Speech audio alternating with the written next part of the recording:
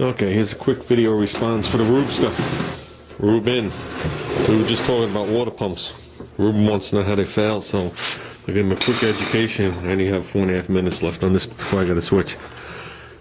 I don't have access to any water pumps. I really don't want to dig that out. Pretend this is your water pump, Ruben. Okay? You got the flat flange with a fan, and well, the pulleys will go on, and the spacer, then the fan. What you need to do is put your fan back on. You don't have to put the spacers on unless it's required to put the bolts in. And you need to just rock it back and forth and see if there's any play in the bearings. See how this has play? Just use it as an example. Obviously it's different. So you can put the fan on, you grab the fan. If you can rock the fan and feel it go the bearings are already on their way. The next thing that's going to happen is the seals are going to fail. Because remember something, the seal goes around the shaft like this.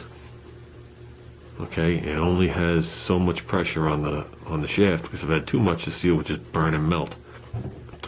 When the shaft starts to move, when it goes in one direction, it's going to stay in one direction because you have the the belts pinned on it in one direction. That's usually what fries the pumps. Okay, when you start up the car and you got that nice mechanical fan on there, it's going to want to straighten down because of the draw. As it straightens out, and it goes like this, acceleration, deceleration from the fan doing what it has to do, it's going to get to the point where the gap's going to be too big and coolant's going to leak through because the lip seal can only go down so far. That's one way they start to fail. Then there's catastrophic failure when the bearing just comes out and the thing explodes.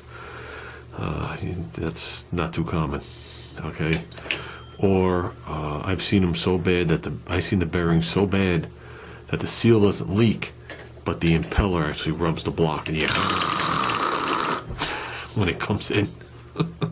Those are usually the cars without the fans on them. Most cars don't have fans on them anymore. But Louise, she has a fan.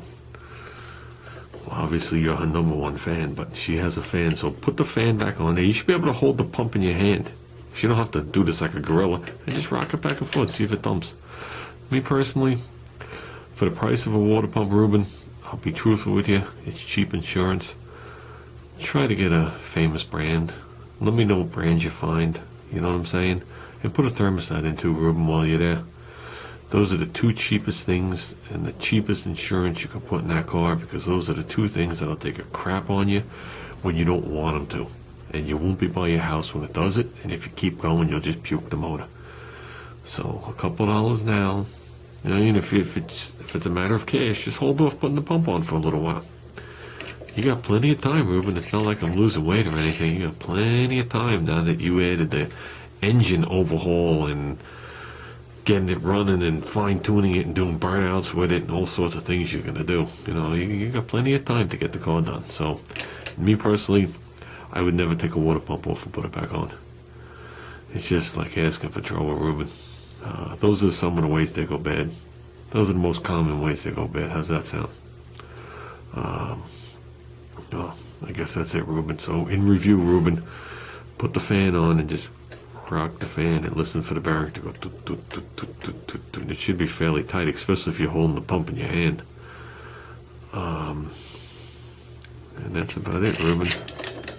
I gotta round that thing, huh? So, and someone mentioned it. I don't know who it was. So I apologize, because it was probably a couple of weeks ago. But I think the wheel's going on the outside of the frame. So whoever it was, you're a winner. So yeah, some calculations here. I think I might as well. That one over there is just, the wheel's just held on with a tab. But I think we're going to do a little nicer. I think we'll follow the curve and triangulate it with a half round. And we'll put the wheel at the same height it was before. And the wheelbase will be a stretch of 4.5 inches back here. And I don't know what the difference is there when I did the neck, so I'm sure the front moved at least 2 inches. So I learned one thing about mini bikes: the longer they are, the more stable they are. That's why that other one's such a handful. This one will never pull a wheelie. So, but I'm still going to try and leave it to the height we looked at it before, because I still want to be able to get the chain orientated. So I think we'll be able to put in whatever tires we want. We got like 4 inches here. Well, that's it, guys. Ruben, if you have any questions, just feel free to text me. If I don't answer the phone, I'm, incapacitated. So, Well, have a good night, everybody. I'm running out of film.